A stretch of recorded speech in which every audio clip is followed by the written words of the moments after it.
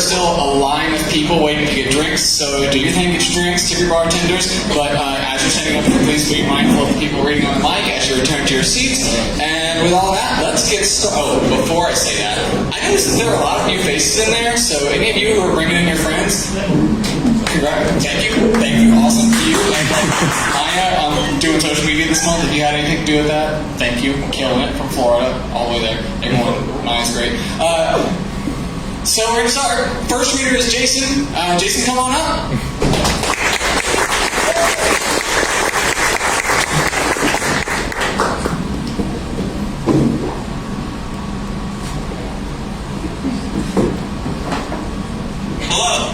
I've been coming here for a few months now, and I've been reading a bunch of old shit, and this is the first time in a long time that I've written some new shit.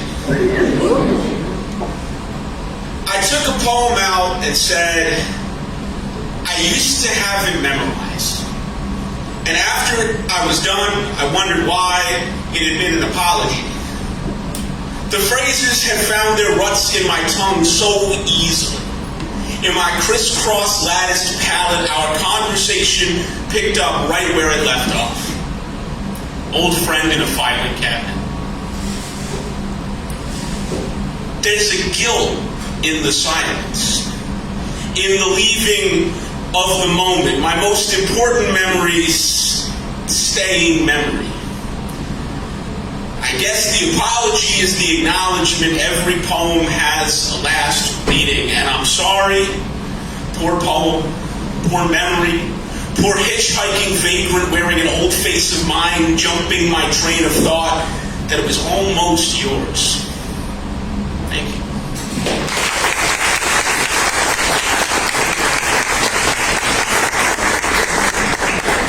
Jason has been coming here, you said 4 months now? Something like that. Yeah, and every time, like, I want to catch him at the end and be like, dude, I love your stuff. But every time you just slip away into the darkness. So this is my chance that I have the power tonight. Maybe you haven't noticed, Kimberly is not here. She is out of town, so I'm your guest host. I'm Sam. So give it up for Jason. And then Mario coming up next. Come on, Mario.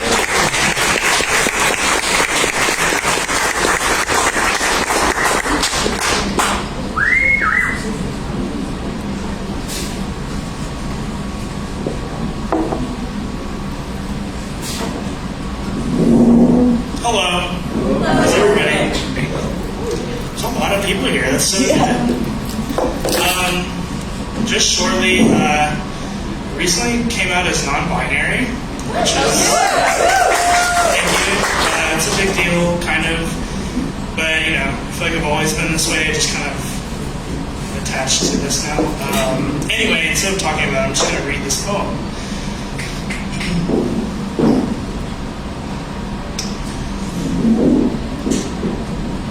The light has been dim my entire life.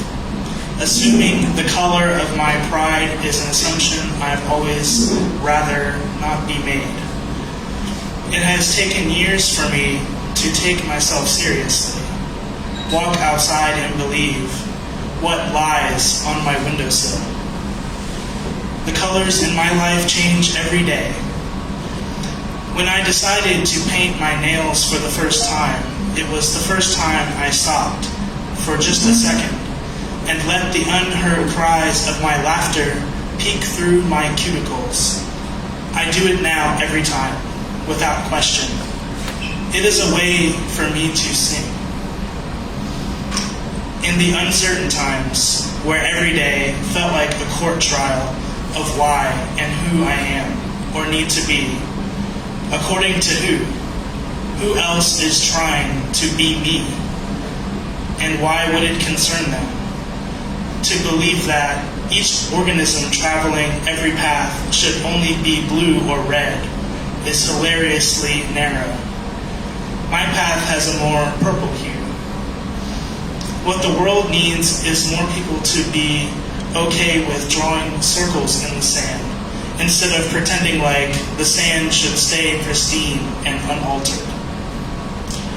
The light is now so hot, I can feel it burning, and I'm letting the sweat drip faster than pouring rain. My soul has never rested so gracefully. Thank you.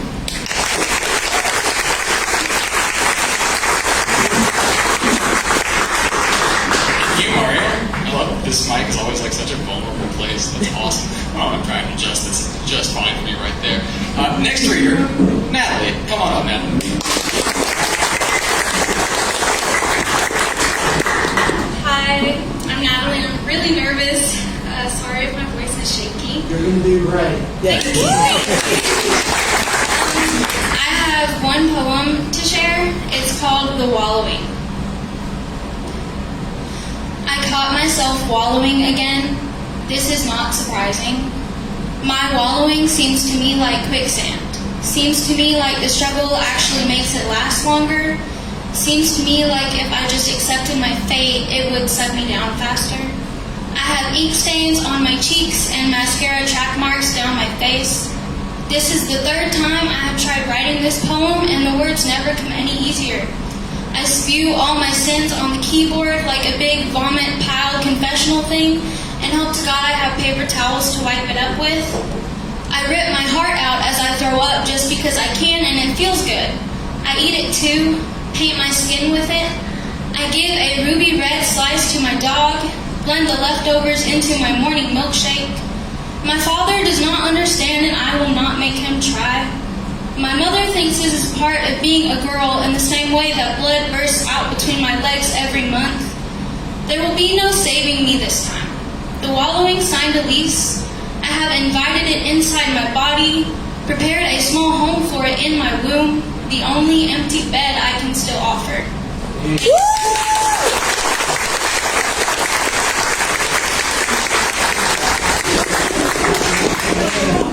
Thank you, Natalie.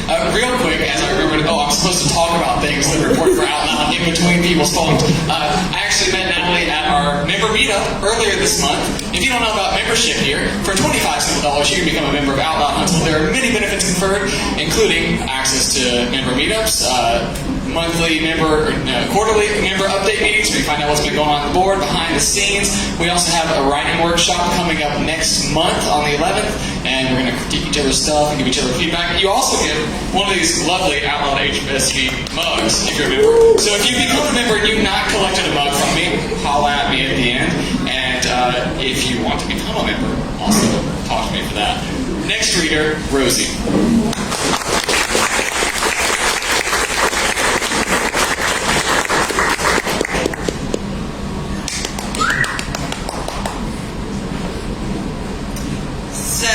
I'm Rosie. It's my first time up here.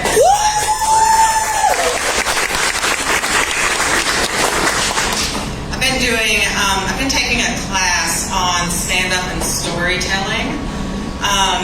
So this is pretty exciting. I'm a priest. That's not a joke.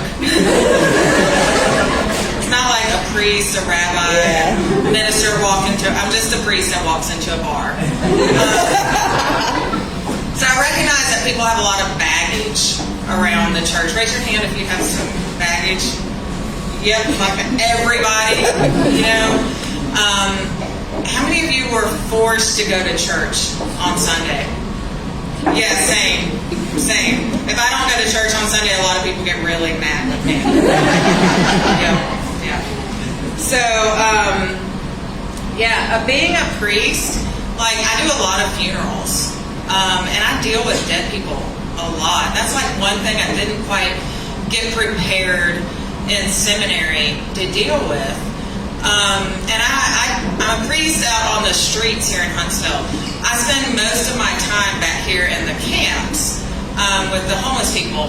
Now, don't confuse me with like being a priest in the sheets, because like that's only with my husband. So I deal with funerals a whole lot, and I don't like for people to go unnamed.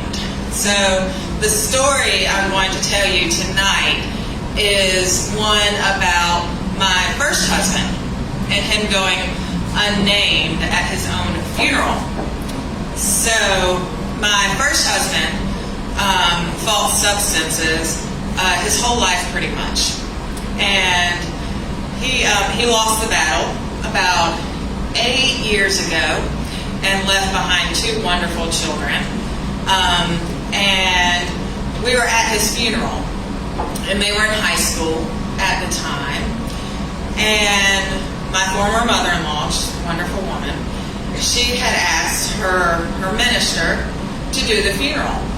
And he did not know my former husband from Adam's House Cat. How many of y'all know that phrase, Adam's House Cat? That means he did not know my former husband, whose name was Russ. May he rest in peace. And so we were sitting there in the funeral, and I had both my children on either side. I had Henry over here on this side, and I had little Molly on this side. They're not so little anymore, and they're sitting there. And the minister's up there talking, and he's saying, "Oh, Russ was a godly man." I'm like, he's saying, "Ross loved to come to church." I'm like, who? Russ loved his family. Yeah, you got that one right. Ross loved to be outside. At that time, my son reached over and went like this for my daughter to come in. So he brought us in on both sides and leaned over, and I felt like a hen, a mothering hen, bringing my children in to lean in. And my son said, "Mom, it's really sad." I said, "I know it's sad, sweetie. Your dad died. I know you're going to miss him." He said, "No, it's really sad." I said, "What?" He said, "Ross died too." And I had a cousin named Ross. I texted him later. I said, "Are you okay, dude?" So, there is joy in death. We know this. And then there's laughter. And I had to think, yeah, Russ was out there, laughing. What a sick. But I took my children, and they just started laughing so hard at that point. I shoved their faces in my lap, and I put myself over them, and everybody just patted us like, "Oh, they're so stricken with grief." That was all that we could do, was just laugh at that point, pretend like we were crying. So, that's all I got.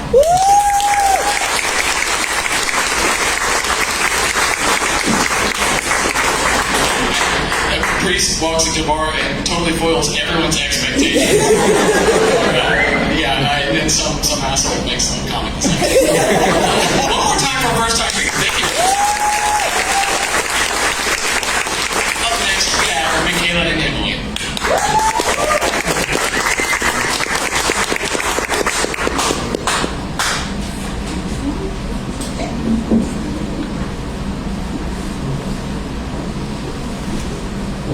Hi guys.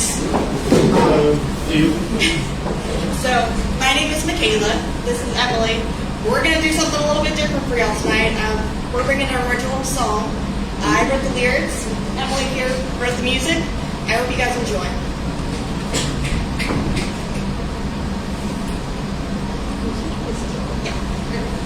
Nobody, I'm not. All right.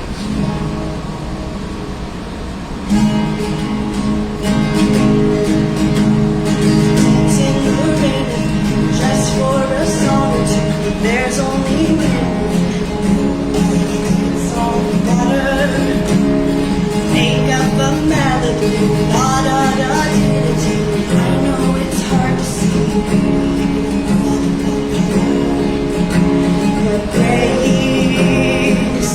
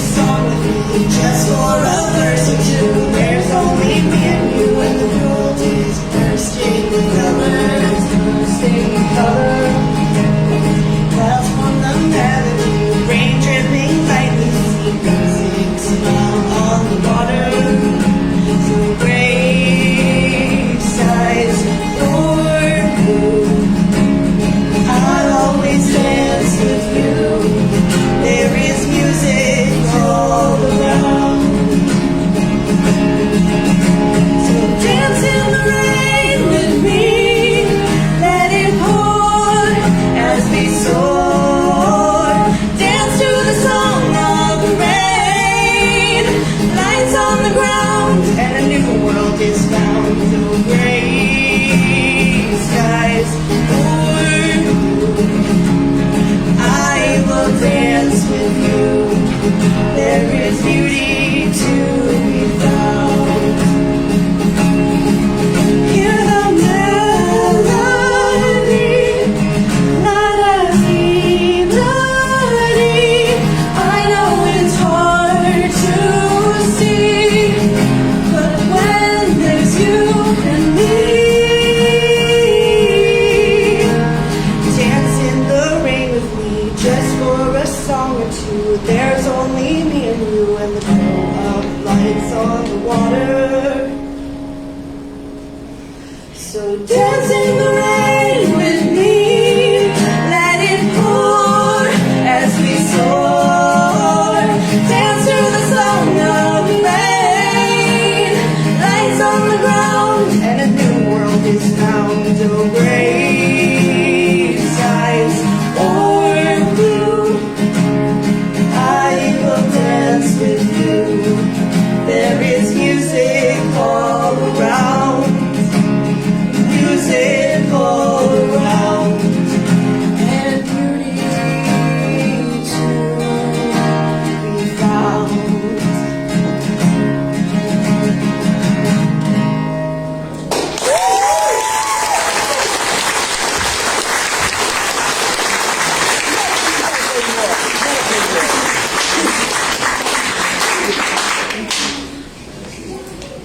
Thank you so much.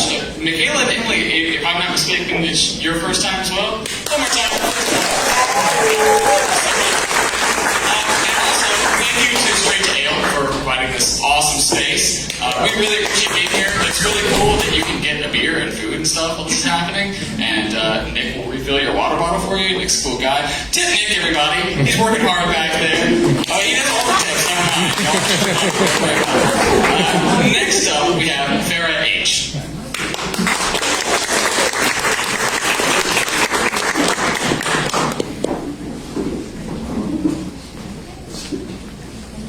Hello, everyone. I'm Farah. This is my first time reading here. It's my birthday today. Birthdays are a little weird for me. I don't know what it is, if anyone relates. Birthdays always make me feel a little small. Like, to me, birthdays are like the ultimate memento mori. You know? Like, it's a celebration of life, but also another year around the sun. Anyways, I'm more of a fiction writer. I actually have a small excerpt of some prose here and then a poem afterwards. So I'm going to read both of those for you. You remember the last thing your mother said before you shipped off. You don't need to prove yourself out there.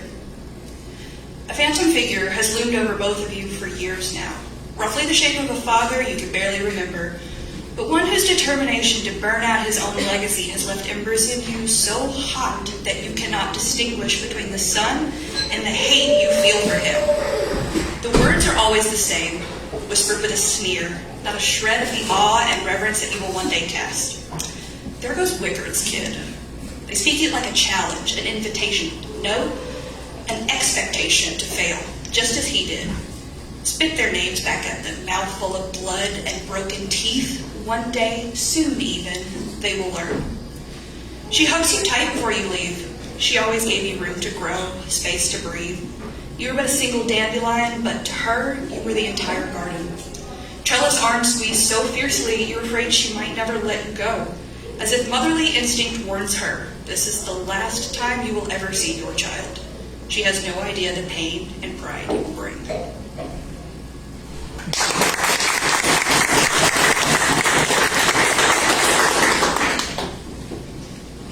The last time I saw her, I told her, I think we have so much to forgive ourselves for. When I was 12, I looked up at the sky with a certain sort of reverence, one that should have been reserved for other things.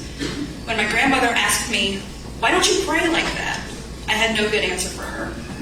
Turning the pages of the Bible always made my hands feel dry, like ancient dust not meant to be disturbed and knowledge better left uncovered. The difference is, you don't expect the stars to answer back. I was once told that growing up would not feel like arriving. There is no pre-programmed age or moment when you will look up from the wheel and say, I'm here, this is my stop. But my impatience has always kept me company on the ride. And then, one day you check your mileage, suddenly you're creeping up on 30, and you can't help but wonder, How far have I really gone? It takes confidence to check the rear view. I like to say when we first met, I was a different person, that wasn't the me that you knew, but that would be irresponsible. I have since learned I have to claim my actions, claim my words, claim my faults like a stake in the ground, say, this is the cornerstone, this is where I will lay my foundation, where I will build on top of what was already there. The bones of this house are stronger for the storms they have weathered. They have seen so many skies, so many sunrises and sunsets, so many hellos and goodbyes, and maybe next times. And so you put in the hard work and you submit yourself to appraisal and hope the market is kinder this time. Lately, I've been having a hard time. I occupy myself so fully with grief, grieving things that could have been, that should have been, that I let slip away. My hands make the same motions, knotting the same knots in my shoelaces again and again, hoping this time they're more secure, this time I don't trip. But when we stand at the edge of the road, goodbye does not feel like enough. It couldn't possibly be enough. And so I tell her, we have so much to forgive ourselves for. She knows that I mean this, not for her, but for myself. That this arduous road cannot be walked together until I pave a path forward for my own feet to tread. And for the first time, looking up at the stars, I think I believe it as well.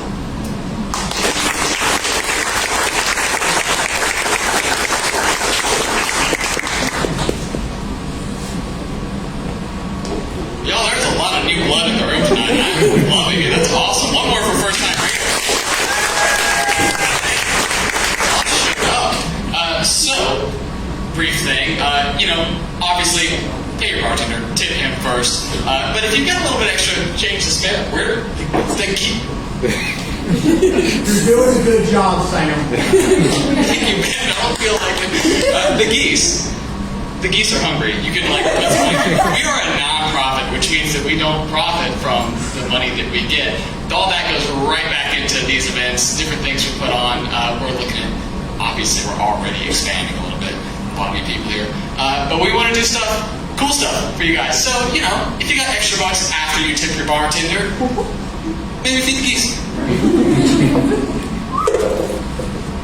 Next up, we have Anna.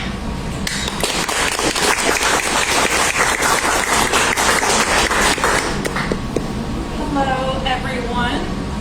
Hi. I have a very specific but very real poem for you tonight. I say it's new, but it's really not. I wrote it back in February, I think, but it's new to you guys. So it's about, back in November last year, I went to my very first ever metal concert. I went to see a little band called Gojira. I'm repping their merch tonight, yes. And they're a French metal band, and they sing about humanitarian causes, environmental causes. And I had always been aware of this, but it didn't really strike a chord with me how serious their subject matter is until I was in that crowd with everyone. And I was screaming along the lyrics to their songs, and with Joe on stage, their lead singer, screaming their songs about humans being exploited, animals being exploited, all the general horrible shit in the world. And so I wrote a poem about it. And here's the poem for you tonight. A man from the shores of Andres imparted his wisdom unto me late one November night. I felt euphoric as I and everyone else in the room shouted his knowledge back to him. Such soul behind his words, such passion and melody, but devastation as well. Wake up to the sound of doom. But anger as well. The greatest miracle is burning to the ground. I was too high that night, too high on life, to understand the weight of the words that I and everyone else was screaming. Love united us then. We were in harmony, every single one of us. But I learned from that night, everything is all a lie. The greatest miracle is burning to the ground. Now I know the meaning of the Frenchman's words. Oh, the meaning behind his words. I am left devastated. What can I do? What can I possibly do? The greatest miracle is burning to the ground. What can I do? What can I possibly do? Wake up to the sound of doom. Words that I mindlessly shouted with a manic grin on my face, completely and utterly ignorant, Stupid, soulless, heartless, I say to myself. What can I do? What can I possibly do? Since that night, I have not been the same. Since that night, these things have been on my mind. The Great Pacific Garbage Patch, these huge islands of trash in the ocean, the violation of indigenous rights in the Amazon and all over the world, imperialism, the stealing, selling, and destroying of people's homes in danger for capital gain, deeper oceans, burning forests, animals suffocating and leaves shriveling, corrupt governments, corrupt corporations, the loss of a child's innocence in exchange for a few cacao beans, piled up trash, the stomach of a dead albatross brimming with plastic, children murdering one another. They are afraid to go to school. The ignorance, the unfairness, the lack of love, the lack of justice. Wake up to the sound of doom.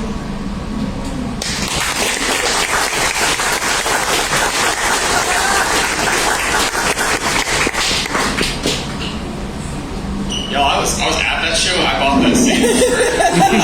Gojira is a pretty heavy band. That was a pretty heavy poem to go with it. Let me just tell you, if you've ever headbanged to someone screaming plastic bag in the sea, it is an experience. There was a thing I was going to mention about I lost it. I'll get it after this next one. Timothy's up next.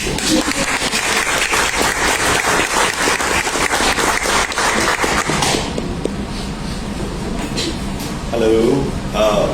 There's so many people here. Yeah. But that's like awesome. New poem, a song, first time. That's kind of what this is all supposed to be about, right? So, short stories, writing prompts. It's the first one I've ever actually done. Normally I do just like a spoken word piece. And the writing prompt was write a short story about the first time two lovers met, or a memory of that. Saving tomorrow is yesterday. It doesn't count if you're already planning your defeat, Sarah said to Michael. You can't tell someone that you love them and want to be by their side forever while simultaneously saying that you don't have anything to live for in the first place. That's like making a promise to show up at the opening of a new Broadway show and then canceling the production the night before, for Christ's sake. Sarah did always have a way with words, Michael thought. It was one of the many reasons he had fallen in love with her. Strong-willed, self-confident, could find any good in any situation, and believing wholeheartedly there would be a positive outcome regardless of the choice that was made. Sarah was special. As he thought about what she'd said, he remembered the first time he'd seen her, arguing her way out of a charge at the college library. Not arguing, Michael mused, more like burying an old librarian who simply could not admit they were wrong about a return date, all because it was leap year.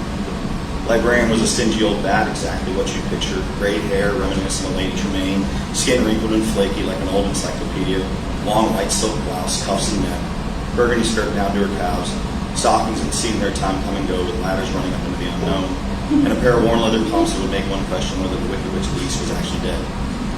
To a lady such as this, the words, "I've made a mistake," were not in her vocabulary. But she wasn't ready for Sarah. No one was. Young, resolute, and an iron will with a chip on her shoulder, Sarah was a first-year law student who was going to change the world one case at a time. Born in Mississippi to a middle-class family, Sarah was a handful ever since she could walk. Many nights she'd be escorted home by local police, the school principal, or just about any adult who caught her fighting some boy because he thought he could lay a kiss on her. It was well known at her school that Sarah said she wasn't going to be looking for no boy to be kissing with until she graduated from high school. So serious was she that the one and only time she ever went to a school dance was because her younger sister Katie needed a chaperone. In fact, it was her first dance after all, and Katie was a quiet, sweet, shy girl who didn't really get much attention from the boys. Their mother worked nights in the factory, never having much need for getting dressed up, didn't teach the girls how to put makeup on, and their father had died when Sarah was 6 years old, leaving Sarah the de facto guardian and parent to her little sister. That night didn't work out too well, as one of the older boys had spread a rumor that Katie was the total opposite of Sarah, and would give it up to anyone at any time. Sarah got wind of this, and in front of the entire 8th grade, landed 3 perfectly thrown punches, one shot to the testicles, and capped it off by smashing his face into the punch bowl before school teachers could get her off. Some years later, Bobby Johnson had never fully recovered from that shame, working the odd job here and there in town, and always catching looks and laughs underneath the breath from locals, with every time the story being retold, grander and more embarrassing than the last. 2 things would change that night: Bobby Johnson's course of life, and no one ever dared lay the first thing about Katie for fear of the beating they'd catch from Sarah. When Sarah brought the books back, a faulty stamp and archaic system had not been properly changed, and the librarian was going to charge Sarah an additional $20 for not overdue books. And even though she was on financial aid and it wouldn't come out of her pocket, Sarah was not about to back down. Sarah had always stood her ground, giving it all regardless of what it was. And it was a sight to see. Now I, being one of the new adjunct history professors, thought maybe it was best to step in and find a peaceful resolution, trying nothing more to be an arbiter in a clearly heated situation. Miss, if it's a matter of money, I'm glad to give you the $20. No big deal. I said cheerfully, not knowing the first thing about this woman except how impressed I was by her eloquence and her articulation of argument. It was the slightest of pauses, but in that moment, when Sarah turned her head ever so slightly to look at me, I knew I'd made a mistake. Mister, if I wanted your fucking money, I would have begged you like a whore on a street corner at 2 a.m. to give me a ride somewhere. I ain't paying no fucking fine to have this craggy-faced old bitch because she's too goddamn stupid to admit her stamp is broken and needs fixing. So how do you fucking do, but no thanks. Everyone in the library held their breath. The sound of silence hung in the air. This girl could scrap, I thought to myself as I backed away slowly. But Sarah was highly aware of the situation and knew exactly what she was doing. You see, it wasn't just for her. The fee itself really didn't matter. It was just $20. But what mattered to Sarah is she realized that this brittle walking corpse had undoubtedly done this to kids for years, striking fear in their hearts. Now that day, for perhaps the first time in her life, the librarian was completely and utterly outmatched by a student. And Sarah got the librarian to bloom. She didn't have to pay the charge. Over the next few years, the budget committee seemed to question with an amusing inept ignorance as to why the revenue from the library had significantly gone down with each passing quarter. At that moment, standing there, awestruck and intrigued in the strangest of situations, Michael knew he wanted to understand everything about this absolute firecracker of a woman, and it was going to be up to him to navigate that second step, because clearly the first one did not go as well.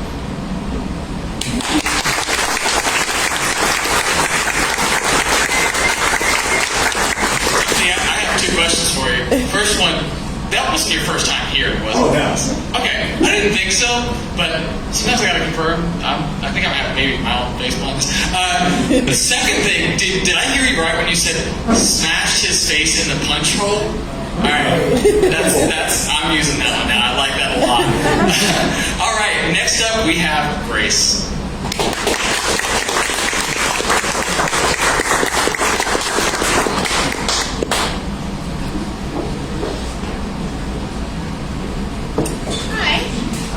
I'm Grace. This is taller than I am. I moved to Huntsville 3 weeks ago, so this is my first time here. I'm not a priest, but I am going to read a poem about church. This is called Body. They told me the body was meant to uphold, ease burdens, bolster us, and embolden us. But I found it to be a trap. We were said to each be a part of the one, but there are many parts in my side, and the stitching of my joints was anxious for escape. I would rather be blood oozing from an unmended wound, or 2 left feet, better to be a heart unattended on a worn-out sleeve than stay in that body with all of those parts, conditioned cogs, robotic arms, legs kicking and twitching and ticking until a pin is pulled and the whole thing explodes. When the dust settles and there is no body left, I will be far, far away, safely kept by ghosts. Is this hell? I can never tell, but better to be damned in earnest than death disguised as love.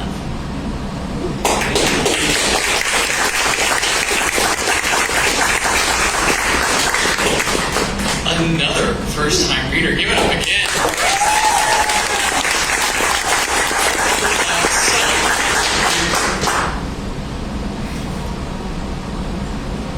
Excuse me, y'all. I have the memory of a goldfish.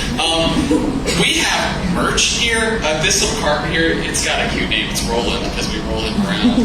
Inside, there are a bunch of books and other Out Loud HSB memorabilia. We do an anthology every year. If you read your work here and you want to see your name in print, you can submit to the anthology and you can see your name in print. If you would like to go back and read some work from some of the awesome people you've heard tonight, maybe not the first time, we're still not in there yet, but they'll be in there next year, right? Anyway, you could purchase an anthology from us, or one of many other awesome things. And next up, we have Emily.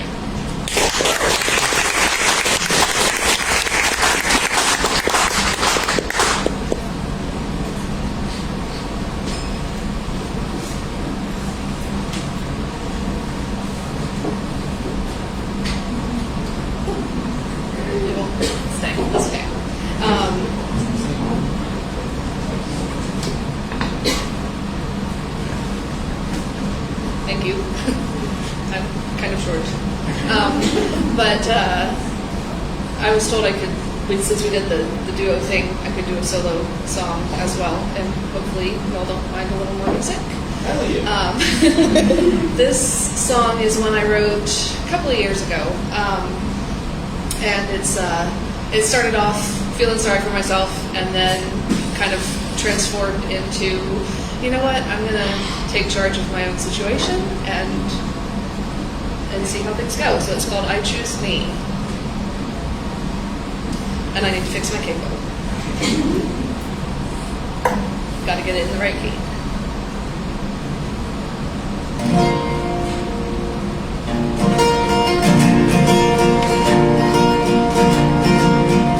This sucks, this feeling that I feel.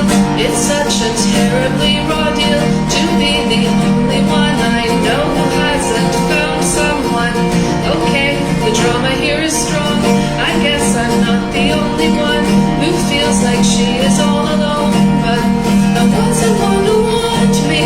I want someone to need me. But that won't make me worthy for someone else to choose me. I think that maybe that I should go and choose me. Why should I be waiting on anybody else? I choose me. I choose me. I choose to feel my happiness. I not to wait on anybody else. I choose me. I choose me. Why should I be waiting for somebody else to sweep me off my feet? I like this feeling so much more. It feels like walking through the door of something wonderful that I cannot quite recognize. I'm done with listening to the lies of what I should prioritize. I think I finally realized that I want someone to want me. I want someone to need me. But that won't make me worthy for someone else to choose me. And then I think that maybe that I can go and choose me. Why should I be waiting on anybody else? I choose me. I choose me. I choose to feel my happiness and never wait on anybody else. I choose me. I choose me. Why should I be waiting for somebody else to sweep me off my feet? Got this one around. I think that I have all I need to be content with what I have. I really don't need somebody to be. Somebody who wants me, somebody who needs me. I am finally worthy without someone to validate me. No one needs to like me. I don't need approval. I think that I'm done waiting on anybody else. I choose me. I choose me. I choose to feel my worthiness. I never wait on anybody else. I choose me. I choose me. I love the life I'm living and I wouldn't trade it up for something else.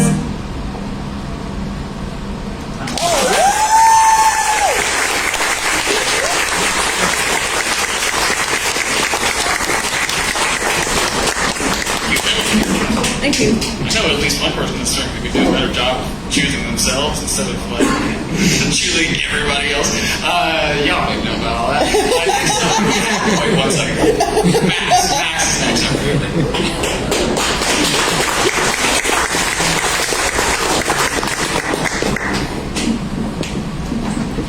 Alrighty, I wrote this a long time ago for a friend of mine who was a refugee in Syria.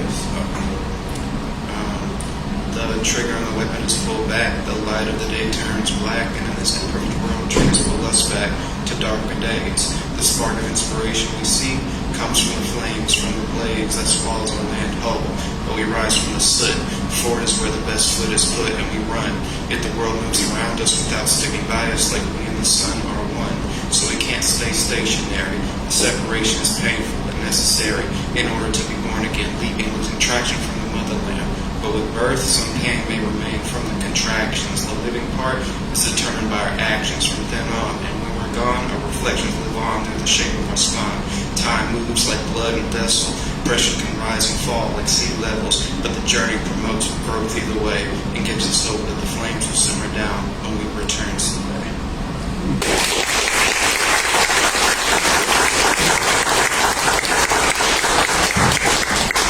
Hey Max, I've seen your face here before, right? No. No? That was my first time. First time? One more first time. Algorithms. Thank you. Next up, we have Sarah.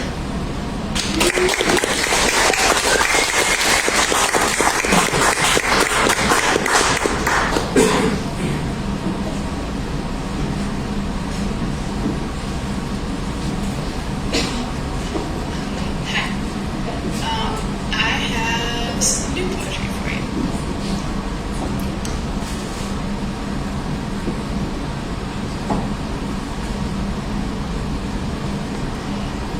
We need to let your under panic out, rabbit. Go ahead and put it in your teeth and trap it. Let it all go run into your feet as habit. You know that your style's so enigmatic. A woman in a black dress, staircase, attic. No one hears your heart attack, slack, erratic. Heretic, you're like it's all less emphatic. No one knows you're just a gone girl, run rabbit.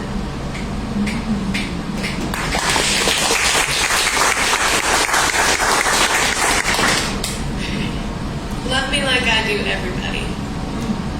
I want you to make art out of me. The way I look for the ones I love in a crowd, in a water, let me be looked for. Chase me down the street. I hope sometimes you'll come real close to capture my lipstick, to put it on paper, to say like I say to myself, today you are the 40s, black and white and rye. Let me grow and turn under moons and into things and back out of them, underneath the window, let him be pouring in through the cracks in the sill. Come closer, baby, it's high time, it's high time, it's high tide. You run head first in and come out alive again.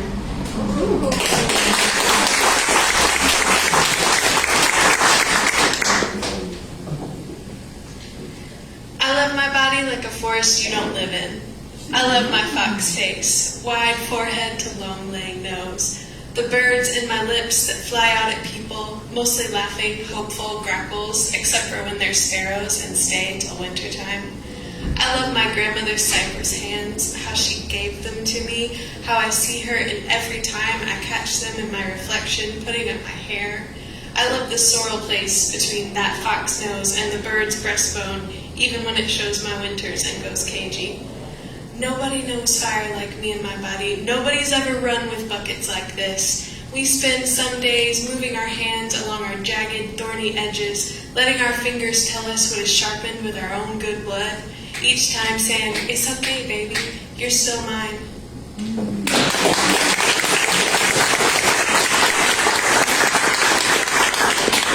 Okay, I've got one more. Did you wake to find the terrible truth about yourself wrapped up tight in cigarette paper? Or did it hit you like a stone falling from the sky? What do we really do when we handle each other's terrible truths, but hang light on the edge of each other's knives? Open your shirt and show me your cages. Here, take part of me and lock it inside. We're just people. We can't help but need saving sometimes. I am not a key, but a bird for your cage, soft resting place. Take my hands, take my face in your hands like a china plate. You know how to speak tenderly to me.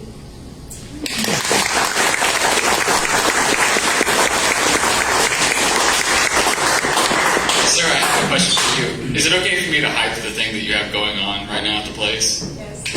If you like Sarah's words, she currently has a gallery open at Low Mill with her words on images she's created. They're pretty cool. It's on her first floor. My cardinal directions are maps. I can't tell you if it's like north or south, but go check it out. I wonder her things. They're awesome. Next up, we have Mike.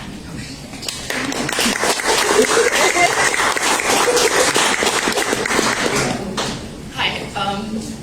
Let me pull up my phone. I lost track of counts and I couldn't remember which one I was going to. So these are both sort of older ones, but yeah. So In my father's garden there are great bowers of muscadine. The slender stalks creep like carpet across the ground round the happy Tabasco bush, its many colored peppers trembling with every breath of wind that brushes by. In my father's garden the turtle doves build nest, the little boar weaving twigs round his love's smooth brown breast. They roost in the holly branches and in the azalea bush, feasting on summer squash too ripe and berries grown for wine. In my father's garden the tomatoes ripen on the vine, their weight waging war against the wires and many lengths of twine wrapped round the downy stems, threatening to crush the broad-leafed basil just beneath, its leaves holding shadow closely in little rounded palms. In my father's garden the aloe grows thick and wide. They move inside in winter where frost cannot bite their fleshy sides, and I may not move from room to room without tearing my legs, my breast, my skin, my flesh upon their tender thorns.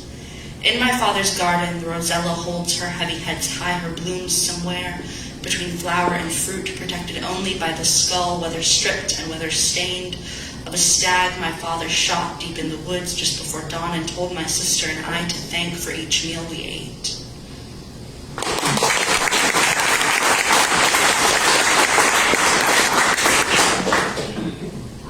And now, find the other one. I lost a bunch of my work recently and had to re-upload and re-go through all of it, so it's a little hard to find everything. I want to bury my face into her milk-soft skin, breathe in the scent of colloidal oatmeal soap and sweet almond oil, to watch her bend, feet spread wide, left arm raised to balance the ball of potential energy that is her body.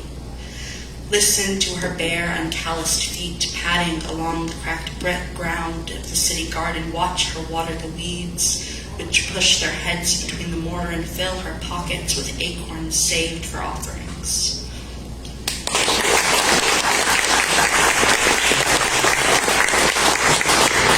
I know that this is not your first time because last time was your first time, Yes. but I was sick with COVID last time. I just want you to know that after you got done last time, I did the first time. You're good. Up next, we have Boyana.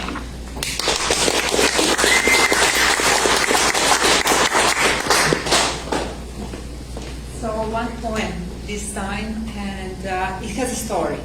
And usually, every poem probably has a story, but mostly in my life, and I've been writing poetry since I know about myself.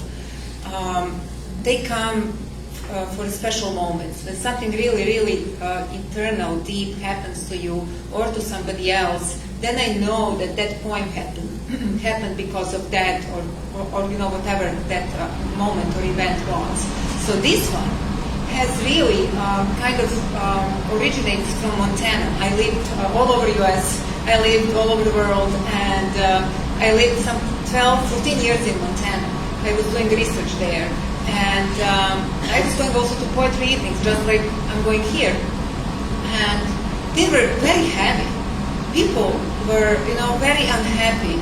They were blaming others for their miserness, or hey, my mom did this to me, my dad did that to me. I can't move away from this point in my life or from that point in my life.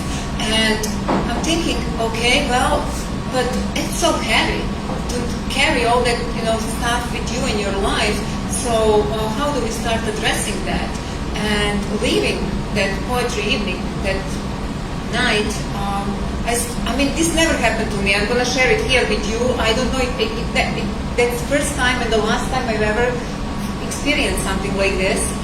I started having beat in my head. So I'm driving down to the flats where this is mountainous city, mile high, and the beat goes ta-dum, ta-dum, ta-dum, ta-dum, ta-dum, ta-dum. Then the words start pouring, but without order. And then as I'm unlocking door of my patio back door, they are pouring in the order, and I'm rushing to write them down. And this is what I wrote. So it's so easy to be me, to be light and to be free, deep into your heart to see. It's so easy to be me. It's so easy to be true, to be sad, alone and blue, asking life for foremost clue. It is so easy to be true. It is so easy to deeply care, when hard moments that you spare, heart on your own sleeve to wear. It is so easy to deeply care. It is so easy to defend and for who you are to stand, for no reason to pretend. It is so easy to defend. It is so easy to arrive where you never thought you would thrive, in depths of own soul to dive. It is so easy to arrive. It is so easy to descend, and then back to sky ascend. In all things to find a friend. It is so easy to descend. It is so easy, it is life. Your own nature, not a strife, not a duel with a knife. It is easy, it is life. It is so easy, it is you. It is so easy, it is me. It is so easy to be true, deep into your own heart to see. It is so easy, a real thing, not deception, nor a flame. You cannot learn steps in school. True heart is your only tool. You have to do it on your own, of your soul to turn every stone. And it's easy, your only task, for help from no one you can ask. It is so easy and it is true. When you are blue, the world is blue. And all the monsters that you see of your own making can only be. It is so easy, and you know, all things in the world need courage to grow and to be themselves defend, for the nature cannot pretend. It doesn't matter how you look. It doesn't matter what you do. All that life asks from you is to your own self to be true. And then it's sunny, then it's bright, then your eyes can see the light, and all love that you will give becomes the love you will receive. It is so easy, let it try. Your true heart will reach the sky. All you need is to firmly stand for who you are and not pretend. It is so easy, who can tell, that once you had worn a shell, with the courage your heart soars, dares, and to no one rise compares. It is so easy, why not try? Why to never reach the sky? Why of tears endless cry? It is so easy, you can try. Do not forget, from very start, you need to bring a loving heart.